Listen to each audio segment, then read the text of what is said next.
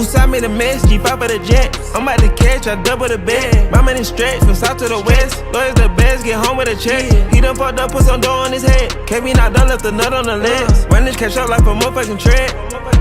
Yeah. Nigga fucked up tryna hide the bitch. Drum on the stick on the side of switch. Call up and let pretty vibe. Pull up and let him. So, Thursday night game just wrapped up. Jets took down the Pats pretty easily, 24-3 at home.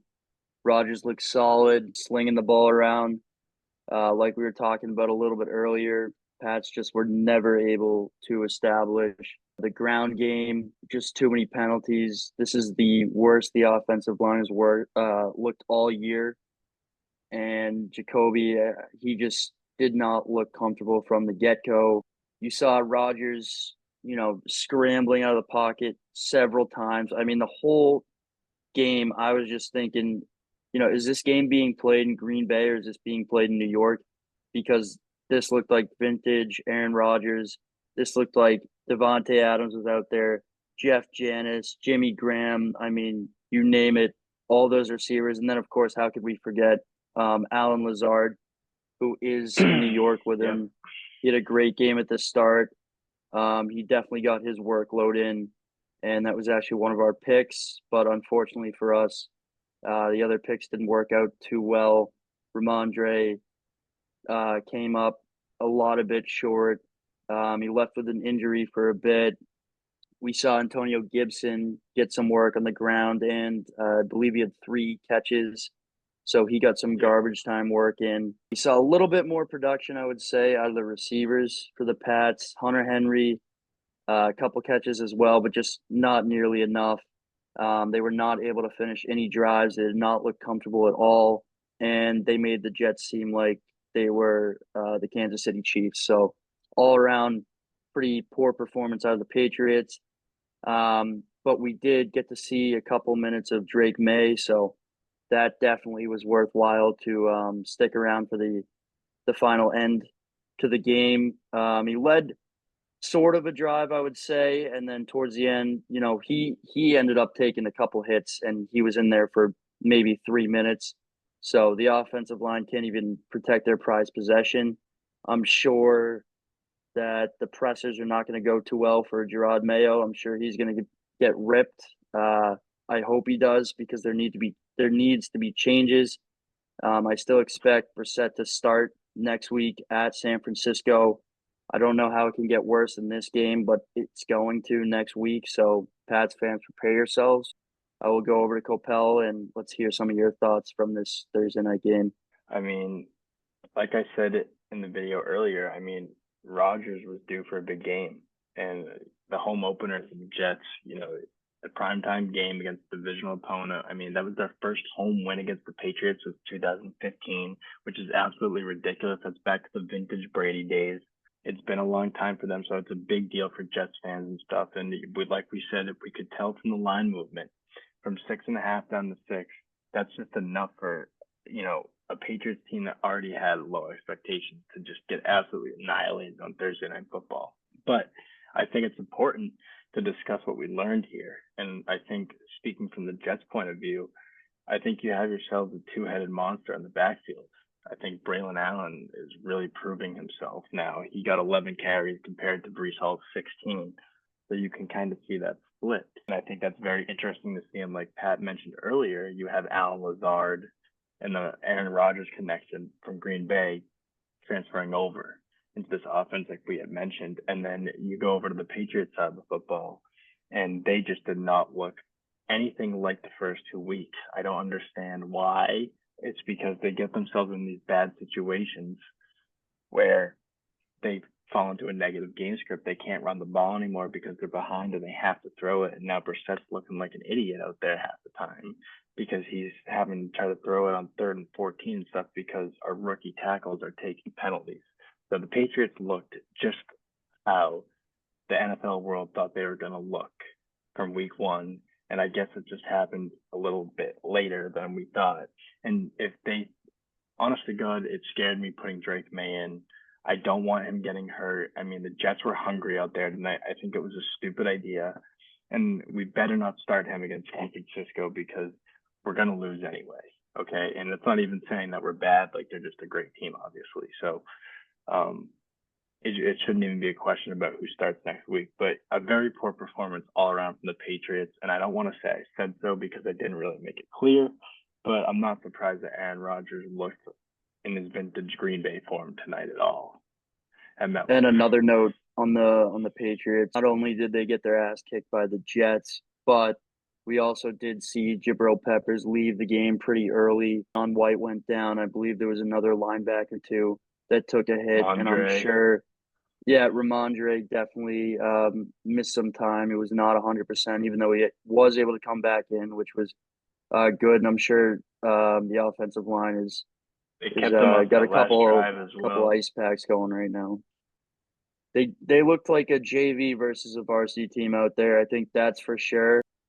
The past 2 weeks, there was definitely enough positives to keep the morale going in that locker room. There's still so much season left, but you take a hit right to the gut here on the road against a team that you're gonna see again, against a team that you've had their number, even though they have a brand new look. I mean, this Jets team definitely does look for real. They have a 20-year-old out there, and he's looking like Jamal Charles. Kind of a random name, but he is looking like he has got it all, and he's their number two. I mean, Brees Hall, this guy, he could very easily have the most rush yards this year. I mean, he is an absolute factor. He's a problem out there. And like you said, two-headed monster for the Jets. And then offensively, we hadn't seen much from the tight ends at all. Tyler Conklin. They also have Jeremy Ruckert, who they drafted a few years back out of Ohio State. Two guys, big size. Conklin's been in the league for a bit. Rodgers has been known to always be looking for his tight ends, and tonight they definitely stepped up for him. I mean, if you just take a look at the stats, I mean, every single one of his receivers was making plays. Mike Williams finally was noticed out there. He had 3 for 34, so he's starting to get back into it. He's obviously coming off that ACL injury from last year. Lazard, like we talked about, Garrett Wilson, quiet night. He's going up against Christian Gonzalez, but still 5 catches. He was also able to find the end zone. So all in all, for the Jets, I mean, they're going to be feeling great. They get the win, but they have definitely found some new options, and it seems like their offense is just upgraded just through 4 quarters of football. Rodgers threw for 280 yards, most by far this season out of him. And again, I mean, he's 40 years old, the oldest guy in the league. He was running around like he was a 25-year-old. So he looked great. I was just gonna say, did he not look the most comfortable he's looked in a long time? I mean, He looked like he was in his prime. Even in his did. his last year in Green Bay, he never looked that comfortable. I mean, he looked like 2018 Aaron Rodgers. I mean, And the thing is, he wasn't throwing the ball down the field 35, 40 yards. I mean, he was just making the smart plays, the smart reads. There's really nobody better at reading defenses than him. Right. 3rd and 3. Yeah. We'll pick up a couple here. In a blowout game, too. I mean, they could have just ran the ball with Brees 40 times and still smacked us in the mouth. But, I mean, Rodgers is out here trying to make a huddle tape. And, yeah, I mean, that is – have Mosley. They were injured, too.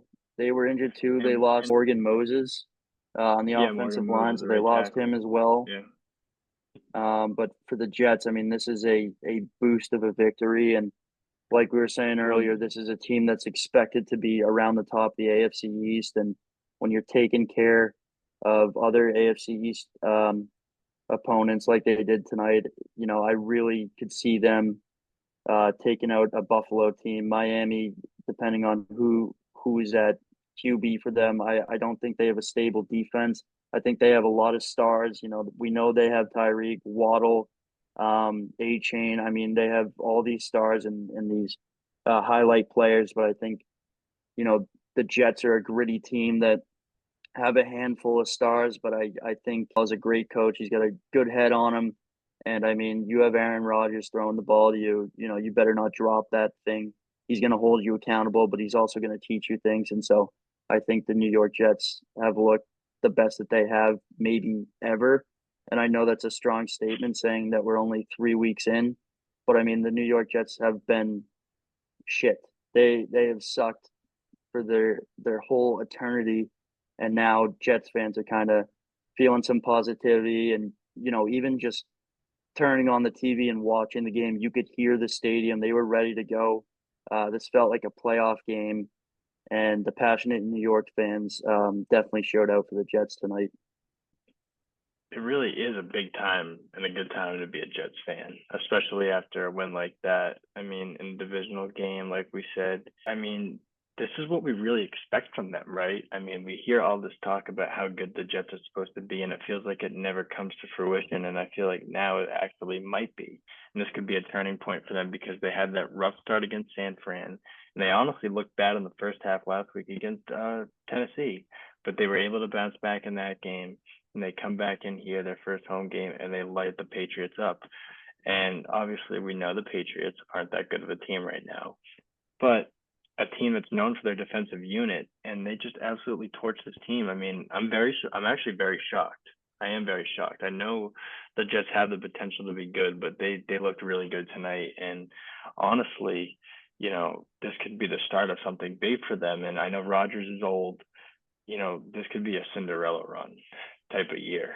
If they get what they need to do, but their defense looks up to par again tonight, which I think is another big point to make. I mean, they killed us, and I think it's important to mention too, like we're missing Bentley in the box for sure. We're missing Bentley big time because, like you said, Pat, I mean, Breece Hall was running up the middle like crazy. Same thing with Braylon Allen, and then even Breece Hall in the receiving game. It's just the way they utilize these guys. It's just like Green Bay. So it's encouraging to see. It really is encouraging to see if you're a Jets Yeah, fan. it's definitely fun football to watch. It's just tough to see when it's against your team, dicing them up like that. But going off your Bentley point and just the running backs just ripping the defense to shreds tonight. I saw a stat towards the end of the game. They showed it up on the screen. I believe it was 13 missed tackles from the Pats D tonight, 13.8 or a 14.8 missed tackle rate. So they struggled. I mean, this was by far their worst game. And, the defense is something that we rely on. They got a couple stops. There was a missed field goal. This game easily could have been way more out of hand. The score doesn't look pretty at the end, but there was a drive there where Jacoby ended up taking a huge sack. They were driving, could have got it to a 2-score game, and then even May at the end, they did have timeouts. If it was a closer game, I'm assuming they would have used him. But yeah, the defense was not great tonight. I'm sure they're going to bounce back. It's tough to do that when now you have to go across the country to play a team that is a top 3 Super Bowl favorite.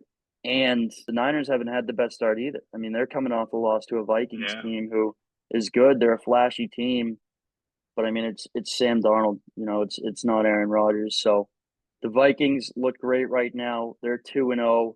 We're going to be breaking down the Vikings and a lot more other teams. In the next episode, we just kind of wanted to do a little recap on this game, share our thoughts. Obviously, the Patriots have dug themselves deeper into the hole, but you know what? They're 1-2. We're expecting 1-3, but again, a long season left. Football, it's a great time.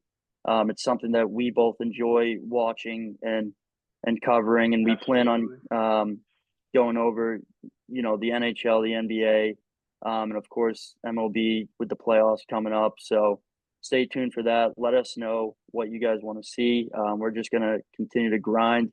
Keep pumping out these videos for you guys. And we'll catch you later.